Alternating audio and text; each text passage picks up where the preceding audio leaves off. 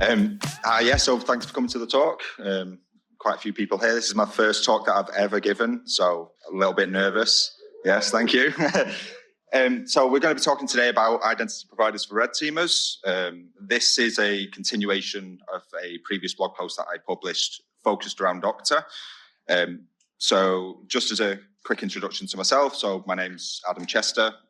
I sometimes go by the alias XPN on social media, normally posting things about how I dislike the way that Americans make tea, usually. I'm a principal security consultant for Trusted Tech. I have a blog that I run as well, which I generally post my ramblings on and different areas.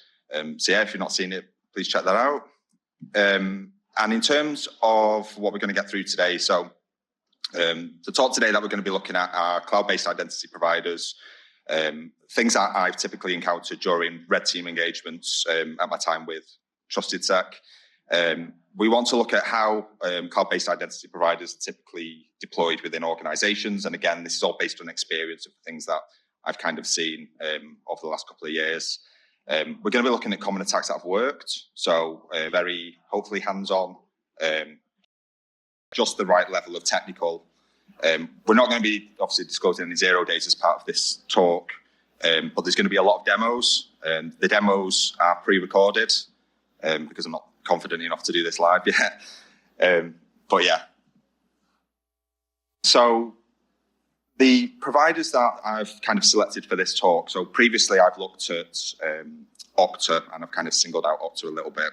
Okta is probably one of the more popular cloud-based identity providers that I've come across kind of doing red team operations. There are some others as well that we have come across. So what I wanted to do during this talk was to show that some of the attacks that I've pointed out in the past related to, say, Okta, don't just apply to Okta. They also apply across the spectrum to other providers as well. So we've got ping identity that I wanted to take a look at. One login that we see as well. Microsoft Entra ID is another provider, obviously probably one of the more popular providers. In terms of kind of the fair share of research that's been done already. So Microsoft Entra ID has been scrutinized quite a bit due to its popularity. Okta probably getting there more so. So there's been a talk this morning, I think from Luke, who pointed out, say, Okta in certain cases. Ping identity and one login, you don't really see all that much research about. I'm not too sure why that is. Maybe the popularity is not quite there yet for attackers actually focusing on it, but I thought it'd be only fair to kind of look across the spectrum at the different providers and see whether some of the attacks that we found in the past actually work against these providers as well. So one thing that I would say is if you don't kind of see your identity provider of choice appear on the slides kind of as I work through this, most of the attacks that we're going to work through, and I use attacks in air quotes, are actually by design. So there's nothing in here where, attackers going to be able to kind of, run amok on your environment without having privileges. But I would say if you don't see your provider, maybe just take some of the techniques that I'm going to show and just try it. You'll often find that, as I say, a lot of this is by design. A lot of other providers have similar base options and configuration options. So some of this should just slot straight in. If you do find that any other providers are susceptible to any of these attacks, I would ask that you please share that information where you can. I will talk about a little bit why I think that's a good idea in a moment. But yeah, basically the idea is just give it a go and see. If you don't see your provider, just take some of the techniques and try it for yourself. So let's kick off with deployment. So what I wanted to do is to call out a couple of different deployment topologies that we've experienced during assessments. The common kind of deployment scenario that we kind of see is something that would look like this, where you've got users who will authenticate to, say, an Okta portal, and they would receive a dashboard, and they would click on, the application that they kind of want to access, and there's some kind of like authentication binding there to, say, an external service provider. So in this case, we've got CrowdStrike, Databricks, AWS connected by SAML into Okta. And your user experience here is normally that they would be on a laptop, they would log into Okta, they would click on the icon and receive access to whatever service provider it is that they're looking to access.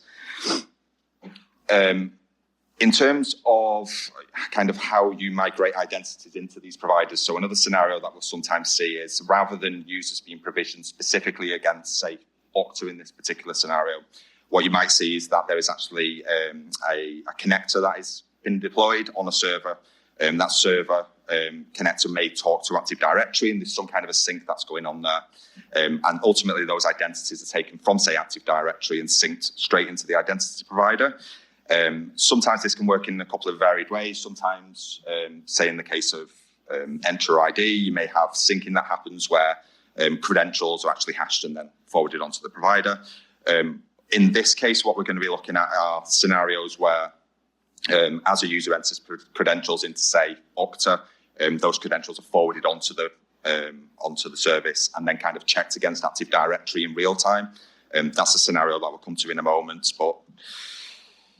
And the other scenario that we typically see as well is where you have some kind of like Kerberos like tie-in for the identity provider. So you will have, say, Okta, and you'll be able to authenticate as an end user to Okta using a TGS, so a Kerberos ticket, which is granted from Active Directory, and there's this trust set up essentially between Active Directory and the identity provider. And the idea here is that this happens transparently as far as the user's concerned. So they will navigate to the Okta portal. Some magic will happen, and eventually they will end up signed into Okta. So those are the typical kind of topologies that we will see in terms of where we may land during an assessment. So one thing to call out here is more and more often we're receiving, we're being asked essentially during the red team to target, service providers. So what we're trying to do is, as part of a compromise on an organization, we're trying to position ourselves to be able to, access these service providers. And one way that we've kind of come across that in the past is by compromising the identity provider itself. So in this particular case, we may have credentials to Okta, privileged credentials that we can use then to go and further our engagement to access different service providers. So in this particular example, let's say the client has asked us to prove that we can access Databricks. We may want to position ourselves into a point where we can actually access Okta as a privileged user, or a user who has access to Databricks, and then go through, authenticate as the user, and then go and access the actual service itself. In other scenarios, we may find that we've been tasked with accessing, again, to point out Databricks. We've been tasked to access Databricks, but we may find ourselves having compromised Active Directory and kind of wondering how it is that we actually then go through Okta or any kind of cloud-based identity provider to reach the service provider itself. So this is a challenge as well. And these kind of scenarios are more common where we think that we've kind of compromised an organization, and actually we find out that this is just the beginning, because we've then got to find a way, say through Okta or through the cloud-based identity provider, onto the actual critical assets that the client's asked us to access. In a more complicated scenario, sometimes we may find that we've actually compromised Active Directory. We've landed ourselves on a server which has got an agent running. So this agent is responsible for doing the syncing that we talked about earlier on, or it's responsible for receiving credentials, which is going to check against Active Directory. And again, we're tasked with accessing the service providers such as Databricks, moving through Okta, and we kind of have to figure out how to kind of navigate that.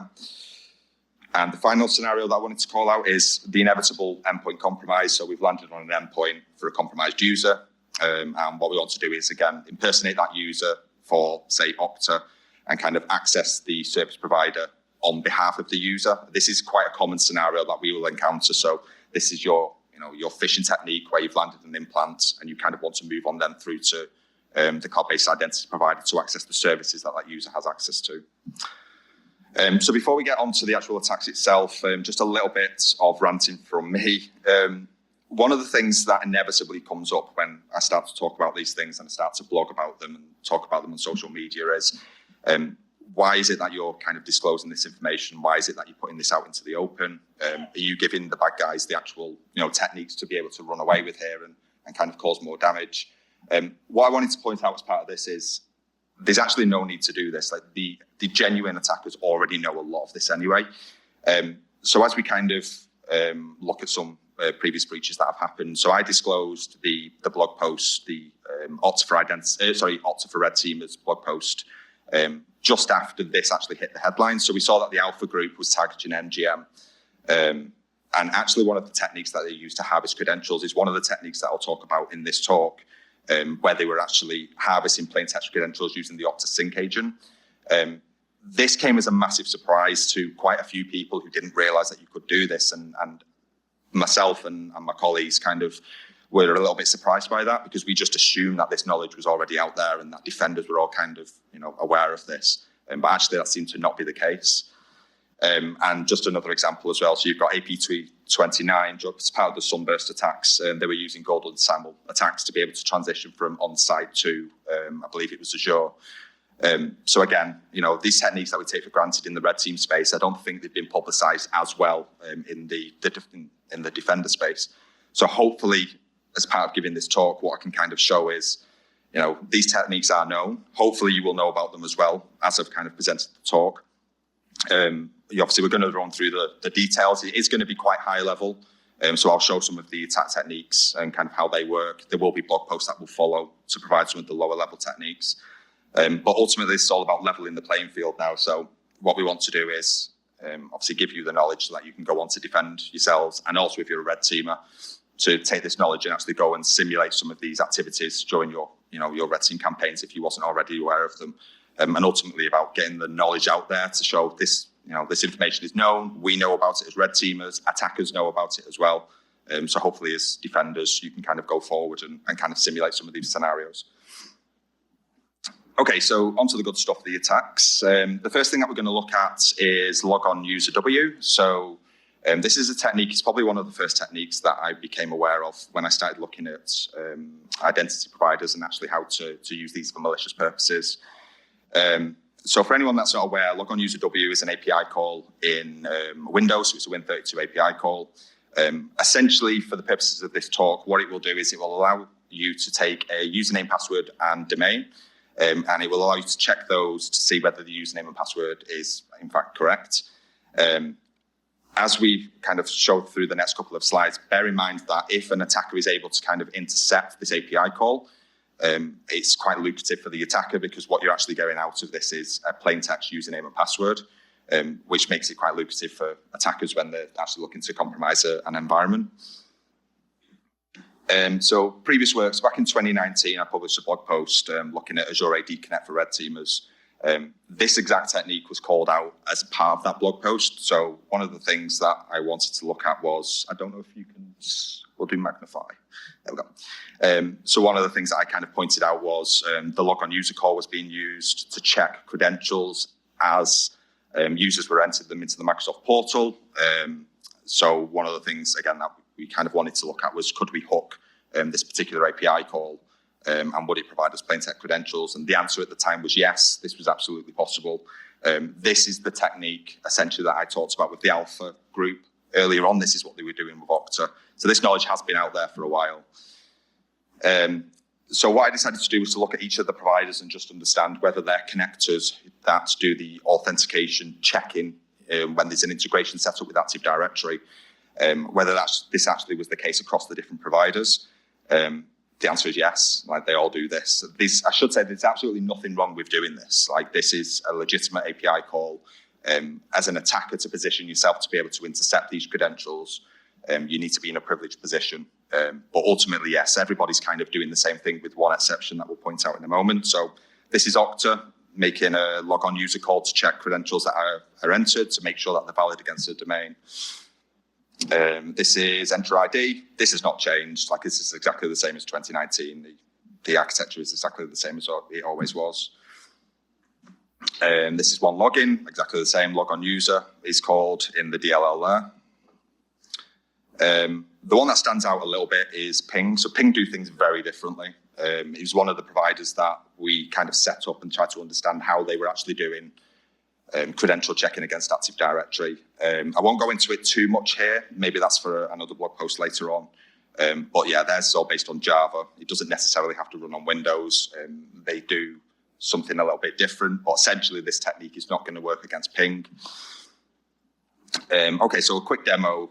Hopefully that's big enough for everybody to see. I can zoom into the different areas kind of as they go through. What I wanted to show here was kind of how this hooking actually happens. So this is a debugger that's been set up. The debugger itself is attached into a service, so the Okta sync service, sorry, it's the Okta AD agent service.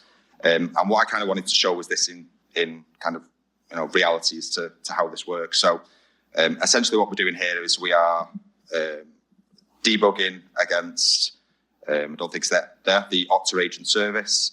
And what we're going to do is we're going to add a breakpoint onto logon user W, which is the API call that is used to actually perform the check-in. And what we want to show here is just, as I say, how this technique actually works when somebody goes through and enters credentials. So here we've got somebody entering credentials into an Okta portal. And as the user clicks through and enters in the password,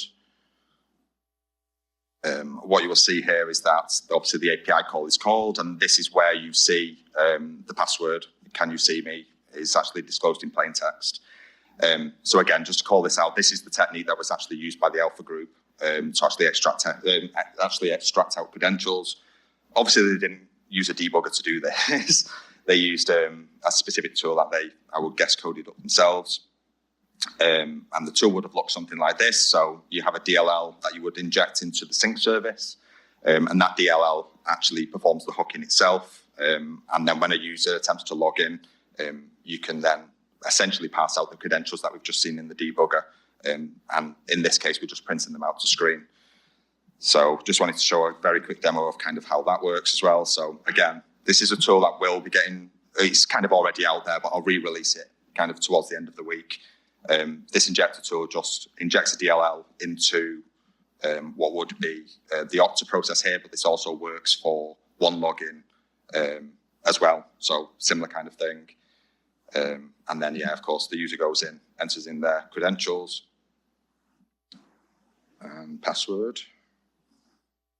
And yeah, so ultimately what you get out is the plain text credentials as well. So the takeaway from this really is, as an attacker, if you've got access to a box which has a kind of the agent deployed, which performs the authentication check against Active Directory, you are in a position to be able to extract out plain text credentials.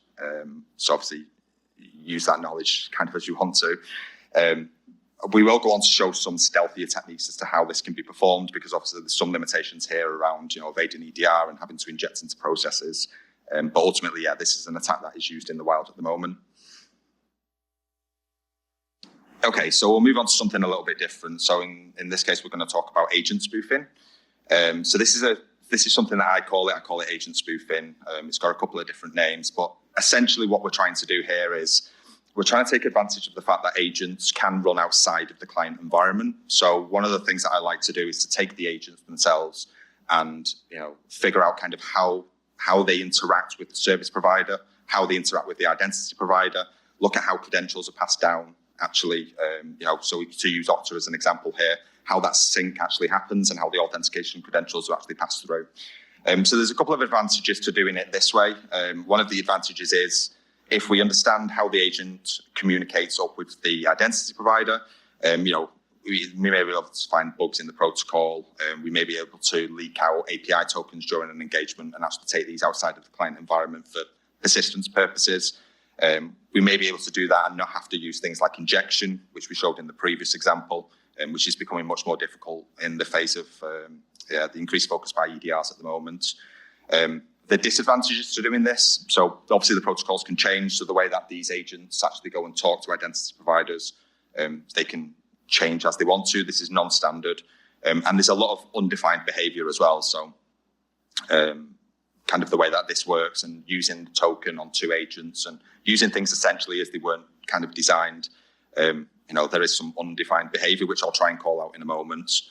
But yeah, essentially just test these scenarios before you actually run them kind of on a client environment. You don't want to be taking down their kind of Okta access for employees across the organization. So yeah, I'll show the examples, but just please make sure that you lab them before you actually use them on an assessment. So the first example that we'll look at is Okta. So again, this is something that I published in the blog post. And what we wanted to see here was if we compromise an endpoint, if we compromise a server that has the Okta agent running on there, can we actually extract out the API token that's used for authentication up to Okta from the service?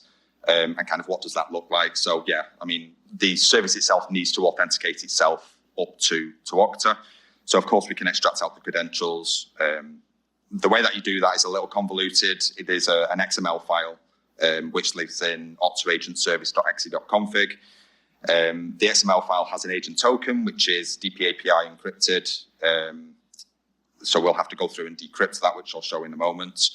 I will say in the case of Okta, if we extract this token and we use it in a custom agent outside of the client environment, what I've observed in the past is that you get a load balancing effect. So a genuine login attempt to Okta will first go to the genuine agent. The second attempt will go to our agent and so forth. It'll just rotate between the two of them. Again, that's not by design. That's an Okta decision. They can change that tomorrow, but that's essentially how we've observed at the moment. In terms of decrypting those credentials, so yeah, there's a DPAPI unprotected string call that can be used. Again, this is all in the original blog post that I published a couple of months ago. There's static optional entropy that's used to be able to pull out those keys. And yeah, it's essentially when you decrypt it, you get a plain text API token that we can use. On the bottom right, we can see the actual script that I created, which by reverse engineering how the authentication works between the Okta sync agent and the Okta service, the Okta cloud-based identity provider itself. What we can find is that actually we can use this API token then just to connect up to Okta outside of the environment and actually just use that to retrieve plain text credentials as they're kind of provided. This tool itself is already published, so it's already on GitHub as part of the Okta PostX toolkit blog post and content that I published previously. What I didn't want to do is kind of stand here and just talk about something that I've kind of already published in the past. It gets a little bit boring for me to kind of just go over previous content. So I wanted to look at whether we could actually extend this out and look at other providers and whether we could also emulate what that communication looks like. So of course, when I started looking at Entra, so Dr. Azure ID's already beat me to it by years. Like he's basically on top of everything in terms of Entra ID or Azure ID.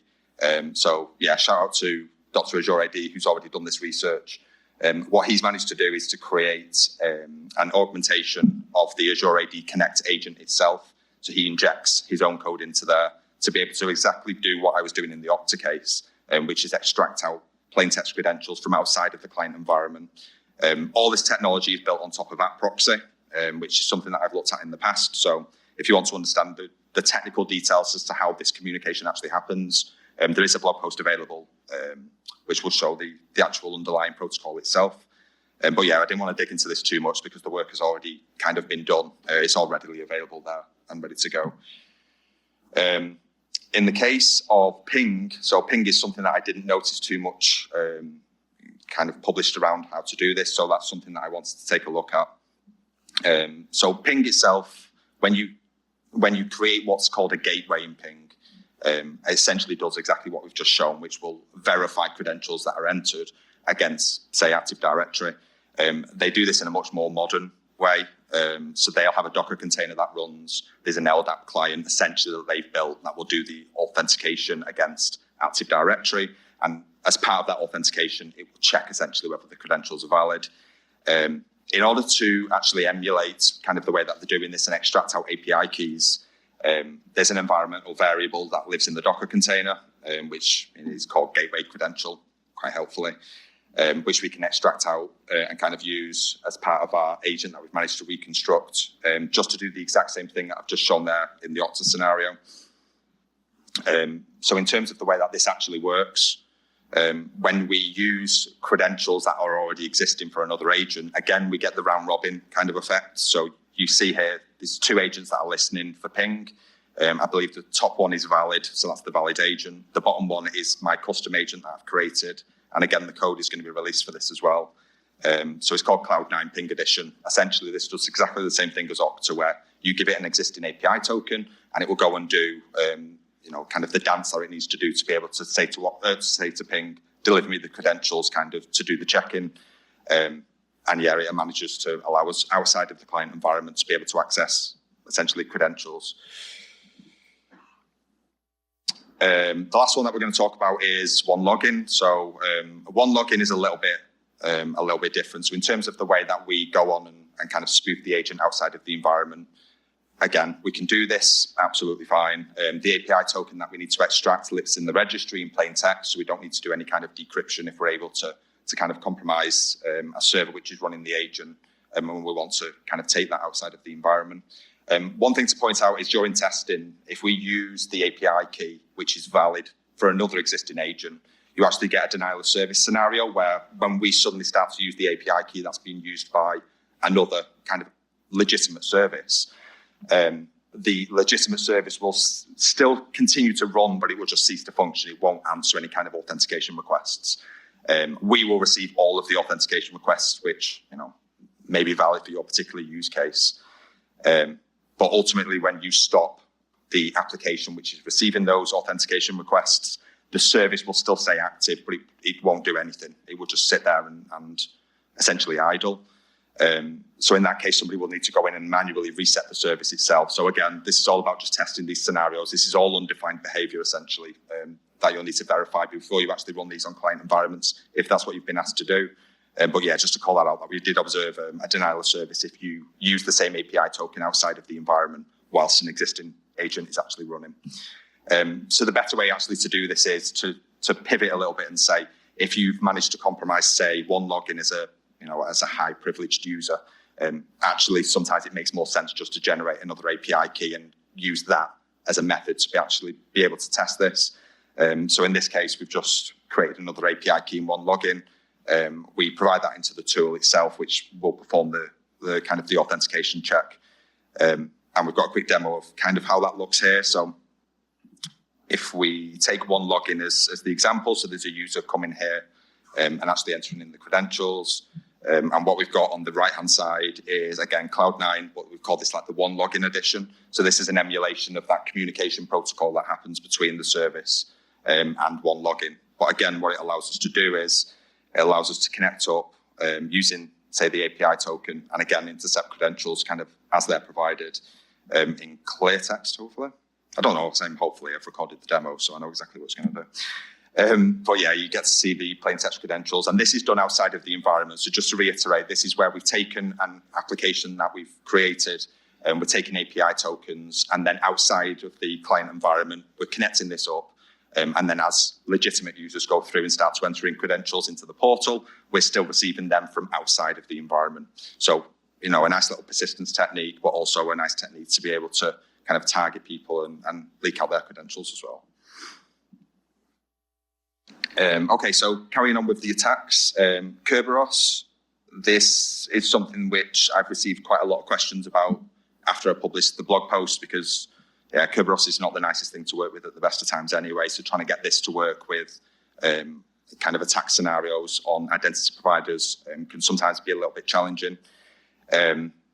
So typically we'll see it deployed like this. We'll see, kind of a workstation. And typically what it will do is they will connect to, say, Okta, and Okta will send down a HTTP kind of header, which will say that we need authentication.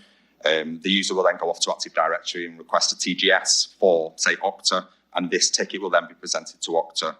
And hopefully, if everything lines up, they will gain access to Okta. So this is, again, a common scenario that we see for organizations that have been quite heavily AD focused, and they're transitioning to use single sign-on services, and they want to connect that into Active Directory. So how do we find whether kind of our target is using this particular kind of technology? Well, the obvious answer is you look for SPNs. So in Kerberos, you'll have an SPN. Here is some of kind of the common things that you will see in Active Directory if the client is using these particular technologies to be able to authenticate into their single sign-on provider. This is not a comprehensive list. There are a couple of different ones as well that we've kind of observed, but you won't kind of go wrong if you stick with this list and search through Active Directory and you know that your target organization is using Okta and searching for, kerberos.okta.com in an SPN. If that comes back with a service account, then you know that the likelihood is that they're going to be connecting into Okta using, say, some kind of like Kerberos TGS kind of authentication.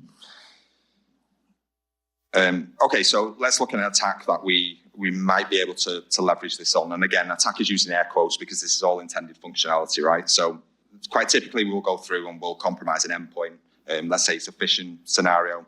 We've compromised the endpoint, and then what we want to do is, as the existing user, we want to then go on and access the single sign-on provider or the identity provider as that particular user.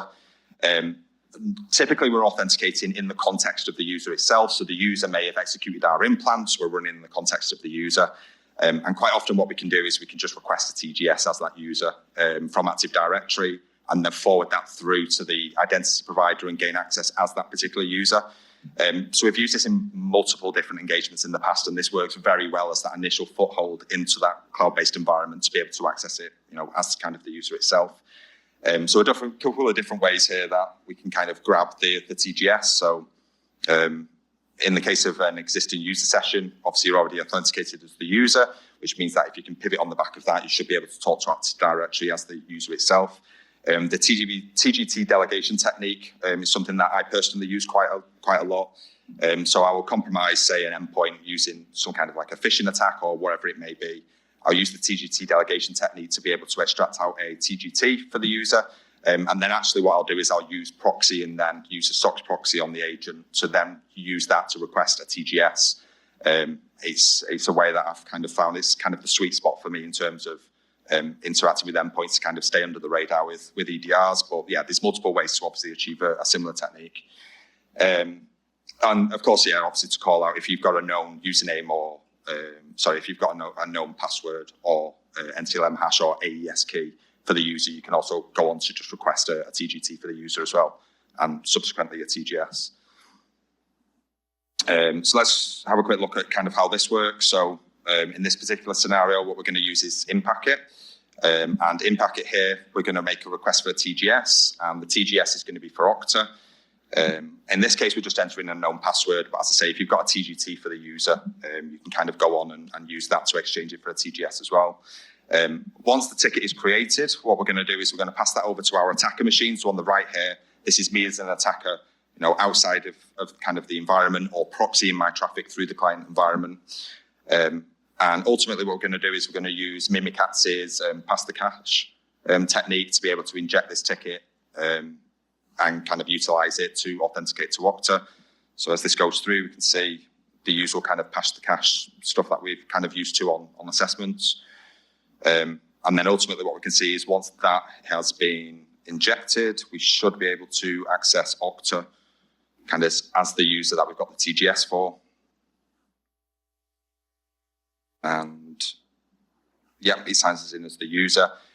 One of the reasons that I've seen this fail, kind of people have contacted me in the past and said, we've seen that you've used this as an example in your demos, but we can't really trigger the authentication request for Kerberos. Quite often what you'll see is that organizations will lock down the Kerberos flow to their IP range. Obviously it makes sense, it's going to be internal users that are going to use this because they're going to have line of sight to Active Directory.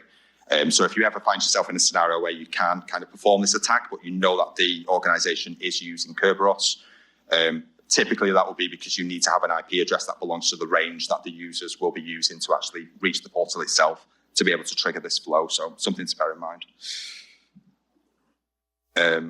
The other area as well that I kind of wanted to touch on very quickly was if we manage to compromise Active Directory and we manage to compromise the service account that's actually being used as the service account to go on and kind of sign these TGSs, we can just perform a silver ticket attack as well. So this is an area where, we've gone on and we've compromised Active Directory, and we may want to pivot as a privileged user into, say, an identity provider. Again, so let's say as Okta, so we can just go on and use a silver ticket attack to generate Kerberos tickets as any Active Directory user. Hopefully they're privileged, and then we can go on and move into Okta as that privileged user.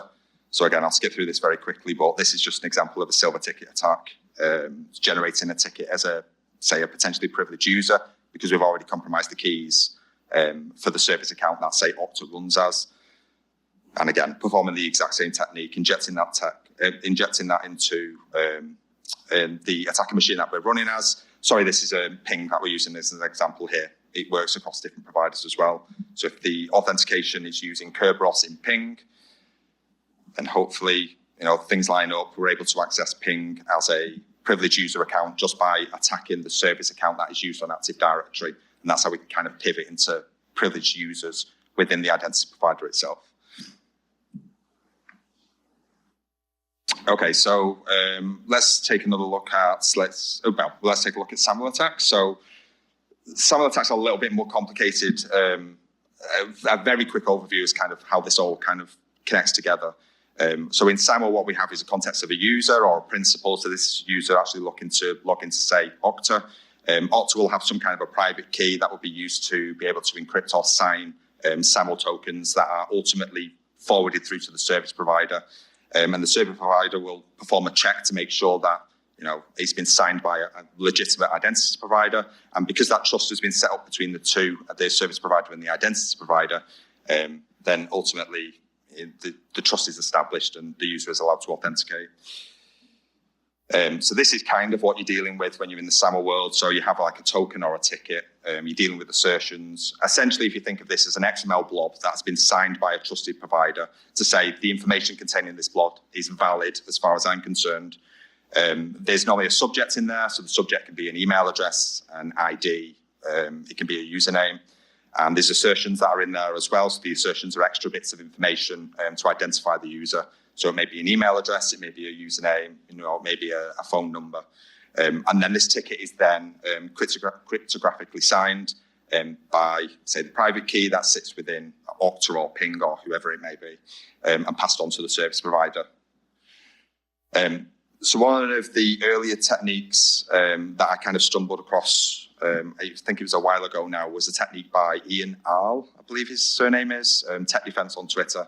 And what he actually showed was that there was a way to abuse intended functionality in Okta to be able to impersonate different users if you have a privileged account to be able to make some modifications. I believe Okta at the time came out and said that, this is not an attack, this is absolutely intended functionality. But we have managed to use this on engagements in the past where we've had privileged API keys, say in Okta, and we've actually gone on to use those API keys to make modifications to, say, an application that's been deployed on Okta just to change out ultimately who will be identified to the service provider. So the email address that will essentially be sent on to the service provider. So this is real. This is something that I have used during an assessment. It is absolutely intended functionality. This is all by design. But yeah, I just wanted to call it out really that even though sometimes things may not appear to be, valid attack cases, again, we've kind of used this in the past. So I just wanted to kind of show what this looked like. So in terms of the deployment here, what we've got is Jira that's been set up, and Jira is the service provider that ultimately we want to reach. This has been set up to trust Okta, and here what we've got is API tokens on the right-hand side that's sat in burp.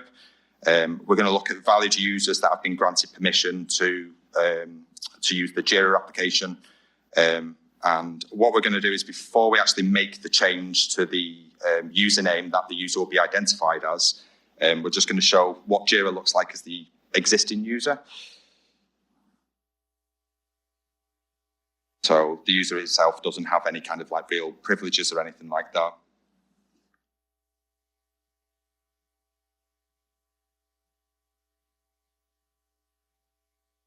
Okay, so we log out, and then what we're going to do is we're going to make the API call. And in the API call, we're going to say to Okta, okay, well, this existing user already has access to the Jira application, but actually what we want to do now is to update the subject that will be sent through in the SAML ticket to be this completely arbitrary user. Again, the way that the service providers react with this can differ. So some of them will use the subject, some of them may use assertions. So again, you'll have to test these specific cases out yourself. But just by changing the username, the ticket itself is granted, but the subject is set to a different username. And in this case, we've set it to a username of somebody who has admin access to, say, Jira. And you can see here that we've authenticated as a different user. And in this case, we've got privileged access as that particular user as well. So again, even though this is not something that Okta will class as a vulnerability, and I probably wouldn't class it as a vulnerability myself, this is something that I have used during prior engagements, and it has got me that step further into different service providers that we kind of needed to kind of access as part of the assessment. So what I wanted to look at here was a kind of a second way to abuse this. So there's a context in Okta and different providers where you can actually turn the identity provider into a service provider. So what we'll say is we've got Okta who may potentially be an identity provider, and actually what they want users to do is to authenticate using, I don't know, VMware's Workspace ONE.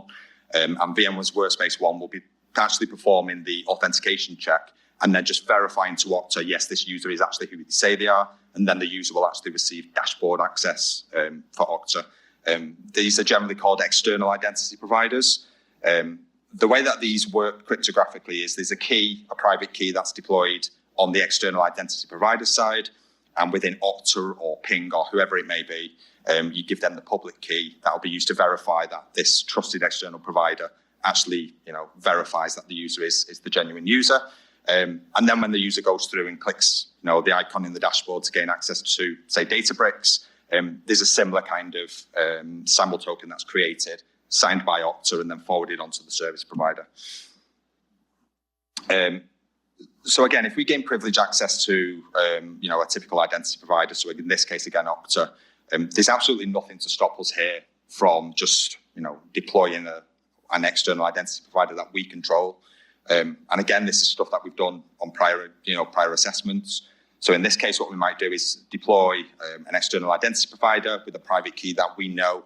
And ultimately what that does is that delegates the trust to us as attackers to say, yes, we verify that this particular user is a legitimate user, or to please allow them to gain access. So essentially what I've talked about there, the attack path that kind of we've seen in the past is, you would go on, you would register, say, an external identity provider, you would set up kind of, say, Okta or Ping, or one login kind of with the public key that we've got the private key for, and essentially that allows us just to generate those SAML tokens. One interesting thing to point out here is that you can actually be quite creative with the external identity providers that you register. So the way that SAML works is the redirections are actually performed client-side. So in some scenarios where we wanted to fly under the radar a little bit and we've had privileged access to, say, Okta, we don't want defenders going in and kind of spotting, this is going to, xpn.trustedsec.com or wherever it might be, because obviously that's going to stand out. Actually, you can just enter in anything here. So in this example, we've got Google that we've entered in as the redirect that happens when the user's trying to authenticate using the external identity provider. And then you can map that out using the host file, actually, just to capture that redirection that happens. We're the attacker, so we don't really care about kind of the user experience or the certificates and things like that. But what we care about is flying under the radar, actually, when defenders get involved and start to look through the identity provider's configuration itself. So in Okta, we can do this, and there's no verification as to the URL. In Ping, you can do this. So in Ping, you can go through and enter in any kind of URL that you want to, and there's no verification that takes place that you actually own the URL. Ping's actually a very specific case in this scenario where they've actually got protection built in around how an external identity provider is allowed to link to existing accounts. So Ping have actually done like a fantastic job here of actually making sure if somebody goes on to deploy, say, a rogue identity provider, actually you still need to know the credentials for the user before you can authenticate as that user. Which is quite a nice way to kind of protect against this attack. It still becomes useful for persistence, so there are still ways around this, but just from a scenario that we're kind of showing here where we may deploy a rogue external identity provider, kind of thumbs up to Ping for doing a good job here and kind of preventing this kind of an attack. One login is exactly the same as Okta, really. You can go through and perform this attack on one login. You can use any URL that you want to for the redirection. Again, you need to be a highly privileged user to be able to deploy this. So arguably, again, not a vulnerability, but certainly something that we've used during assessments to access the identity provider as kind of like an arbitrary user. And then just to touch on Entra ID as well. So Entra ID actually does require verification of the domain. So you have to jump through a few hoops to be able to register a domain on Entra ID. So in this case, we've got azure.xpnsec.com. I've had to verify that using DNS records to show that I actually do own the xpnsec.com domain. There are other attacks that we can do in relation to Entra ID. Again, I'm not going to go into it too much here because I think there's work on that's already been done that explains this a lot better kind of than I can. But there are ways to be able to add in like second signing certificates into existing kind of like identity providers and piggyback on the fact that kind of this federation has already been set up. So one of the tools that I released as part of the Okta talk was something that I was calling MalIDP. Essentially what this is it's an external identity provider that I coded up and it just allows us to authenticate as any arbitrary user. It just does the dance that needs to be done to be able to authenticate to different identity providers to show, we've signed the SAML ticket, we pass it on to the identity provider, and it just allows us to provide any username, email address, first name, surname. Ultimately, all that's left for us as an attacker to do is to compromise the identity provider and connect this up to an instance that we may have deployed of myriad. And once we've kind of done that, we can mostly log in as kind of any user that we want to log in as. So just to kind of show that as well. So in this case, I wanted to show one login. So again, previously I've kind of beat up on Okta a little bit. So I only thought it was fair to kind of show a different provider and kind of how that works. So if we're connected to one login, what we've done here is we've actually deployed the external identity provider itself. We've already set up the configuration that we've shown in the previous slides. And as an attacker, what we find is that when we want to authenticate as any user, essentially, we can use myriad just to enter in an email address of a user. And hopefully when we've authenticated, we gain access as that particular user. Again, the reason that this works is because we've set up that trust between us as the external identity provider and one login. Again, all by design, you need privileged access to be able to do this, but it's a nice way to be able to pivot between one account and another account without having to go in and reset passwords and those kind of things. I'll go a little bit quickly here because I'm running out of time a little bit. So phishing, this is another concept that can be quite useful when you're on an assessment. So the concept here is that we're going to use an identity provider actually as our phishing law. We're going to rely on the trust that users have in the portal itself and kind of the URLs, and we're going to see whether we can use an identity provider actually to start gathering credentials for us during a phishing campaign. There's a couple of pros and cons to this. So obviously one of the big pros, I think Luke talked about it earlier on in his talk, was that there's a lot of trust that users have in legitimate, subdomain.okta.com domains. They've been trusted, they've been trained to be able to spot what look like phishing URLs, but actually if we can use a valid Okta tenant, a valid one login tenant, a valid ping tenant, we're more likely to actually have a user enter in their credentials. Some things to be aware of. So MFA does get in the way of this particular attack that I'll show in a minute. So if the MFA has been kind of deployed, there are ways around this. This works very well for gathering usernames and passwords. We can sometimes trigger MFA push requests at the same time when we're gathering credentials, just to simulate that user flow and actually start to gather valid sessions. But yeah, MFA will kind of get in the way of this attack. The provider definitely does not approve of anybody doing this. So just always kind of be wary of that. People do this, but providers probably, don't want you doing anything like this. So yeah, shout out to Luke, who gave a talk earlier on today. So Luke actually published a blog post called Octajacking, which is exactly this technique. He goes into some detail there as to actually how you can perform this technique as well. But essentially what we're doing is we're using the agent connector to be able to gather credentials. So I will show a quick demo so you can see what I mean. So again, similar to what we were showing earlier on, where we've kind of mocked out the communication that happens between the agent and the provider, we can actually use that to surface up credentials as we start to phish users.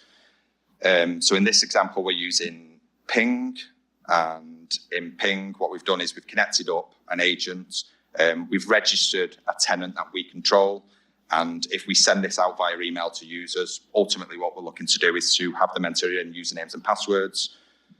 So if we let this play through. So we see, on the right, we might have a target that goes in and actually enters in credentials. And on the left, what we have is gathered credentials that we may retrieve as part of a phishing campaign. So using identity providers actually for phishing campaigns can be quite effective, I believe. So obviously your mileage may vary, but ultimately this provides a valid URL, a valid tenant that you can then go on and send to potential targets and have them authenticate and ultimately start to gather credentials. So the last thing that I wanted to talk about, we're running a little bit over time, is Okta FastPass. So this is something that I wanted to throw in at the end because there's a couple of examples where identity providers have actually tried to provide some usability to users to stop them from having to do the whole push authentication, enter in username, password kind of dance. They want to make life a little bit easier for users. So Okta FastPass is actually one of those technologies that we've come across. One of the scenarios which makes this quite interesting is on operating systems such as macOS. There are protections that macOS will give you to avoid an attacker who's compromised an endpoint from doing things like dumping out session cookies that a user may, that an attacker may be using to be able to go on and actually write sessions to access identity providers. In the case of Okta FastPass, what we found is actually there's an agent that's running when this is deployed, and it listens on a HTTP port. And when the user tries to authenticate to Okta, there's a local request that's made to check, first of all, whether the agent is actually running, and second of all, if the agent is actually running, to perform a negotiation with the agent to actually have it verify that the user is there and present and accepts the request to log into Okta. And then if the user accepts the request, the browser then, kind of continues on and gains access to the Okta portal itself. So I'll go into this in a little bit more detail.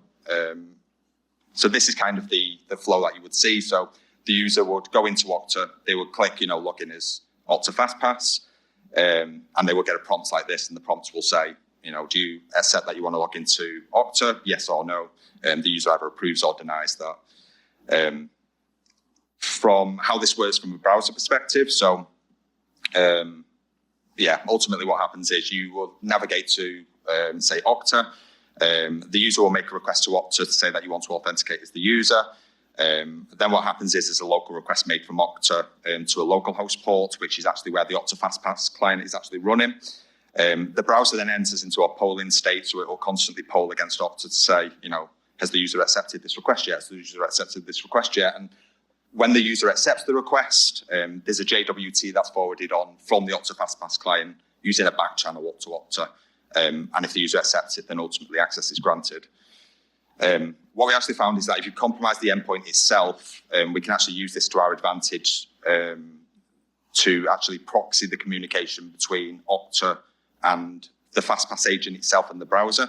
So in this particular scenario, we may have compromised, say, a MacBook, and what we want to do is we want to essentially proxy that communication through FastPass, but we don't want to have any pop-ups that happen for the user himself. So again, what we'll do is we'll trigger the authentication request off to Okta, but we'll do that as an attacker. The authentication request will come back to us as an attacker. And then what we'll do is we'll have a tool that's running on the attacker's machine, which will ultimately proxy the request through the user's system. And we can perform a couple of validation checks to make sure, that the user's going to receive a pop-up prompt or not receive a pop-up prompt. So it probably makes more sense for me to actually show this in action so you can understand kind of how this would work. So let's take a look at the first example. So in the first example of Okta FastPass, the configuration can be set up so you've actually, you always want to prompt the user when they're going through this particular flow to say, do you want to accept or deny this particular login request? So if we assume that that's how it's been deployed here, what we've got here in the top left-hand corner is a compromised workstation that's running macOS. At the bottom here, what we've got is the attacker's machine who's trying to access Okta. And on the right here, we've got a script which will also be released as well, which will allow us just to proxy that authentication request through a SOX proxy onto the user's kind of workstation. And it will also allow us to see what's going to happen on the user's workstation and then approve or deny that, depending on whether we actually want to take that risk or not. So let's kick off the script. What we're going to do is here, we're going to say we want to log in with FastPass. And what we will see here is that what's happened, the browser itself has made a local host request. The local host request has come through to the script that's running on the attacker's machine. And we can see here that this is not going to pop up anything. There's no challenges that are present, and the user's not going to receive any kind of notification. It gives us the option to continue, which we'll hit enter to continue. And this gets forwarded through to the user's workstation.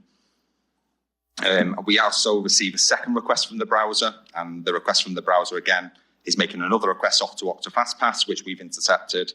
At this time, what it's going to say is that actually a validation request is present, so the user is going to receive a pop-up.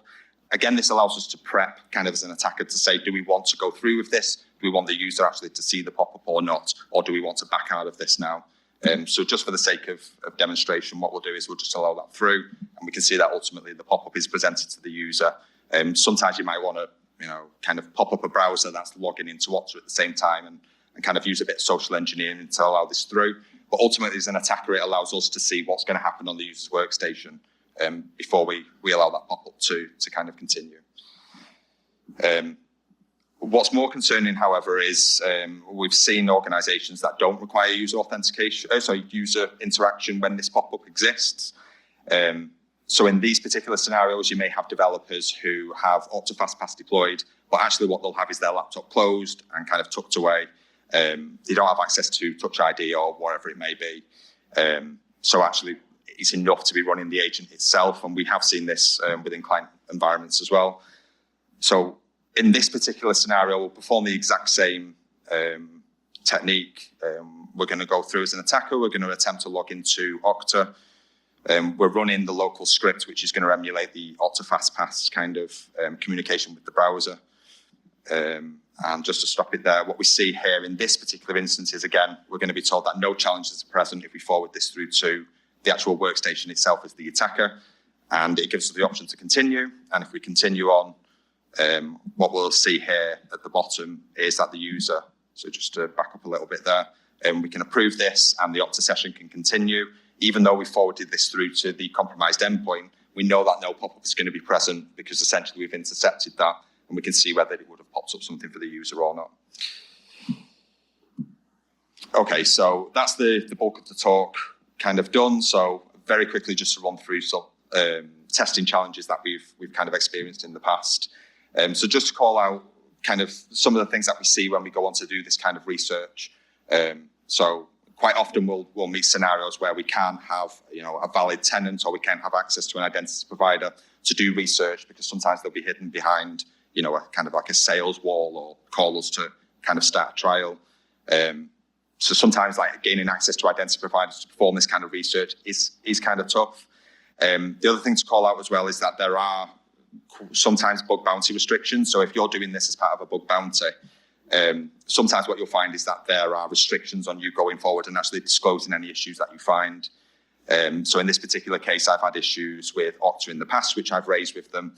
I should say that in terms of Okta and the way that they've responded to kind of the bug bounties that I've submitted through, we've had a really good experience with them, and they've been really quick at kind of fixing issues. But ultimately what it means is that if I go through and correspond with a vendor, sometimes I can't actually go and show you what the techniques were, actually, which allowed us to use a vulnerability to gain privileged access. So that's one thing to bear in mind if you are doing this kind of research for clients or for yourselves. Sometimes there are restrictions on bug bounties when you choose to disclose this to a vendor. So obviously, it kind of depends on what it is that you're looking to do with that knowledge. In terms of recommendations, so there's not really a whole lot out there at the moment. So Elastic are doing some fantastic work on how to prevent some of these attacks that we've talked about today. It seems to be focused more on Okta. So Okta seems to be gaining the most traction in the blue team space. Not a whole lot out there for ping and one login. Obviously, there's more out there for Entra ID as well.